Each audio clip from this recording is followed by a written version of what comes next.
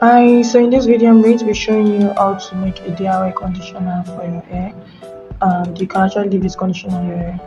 Welcome back to my YouTube channel. Yeah, I make formulation school. I share different tips like when it comes to formulation, like experiences with recipes, natural ingredients. It's not limited to only hair care alone. So today, as I said, we're going to be treating how to formulate a DIY conditioner. And if you want to get the exact ingredients, just go to my channel. It's free. Click the link in my description box. So I used oil, then honey. Now if you don't want to use honey, you can replace this with glycerin, which is also used next time. But I'm also using honey because of the added benefit. Like honey is very nice for the it has a lot of benefits for the hair. So then after this I'm going to be adding my aloe vera. So this is a teaspoon.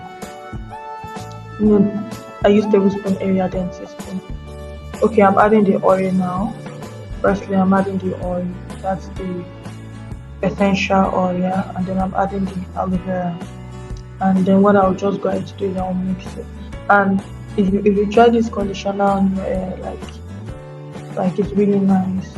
I mean the results on the hair, that's great results. And if you want it to be thicker, you can decide to reduce some of the ingredients, yes. And then if you want to learn how to make an emulsified conditioner, actually like the milky one, I also have the video on my channel, yeah. So that is it. And you can also decide to just experiment. Yeah, that's what like DIY is about. You can decide to add other ingredients and change it to a deep conditioning treatment. Thank you so much for watching.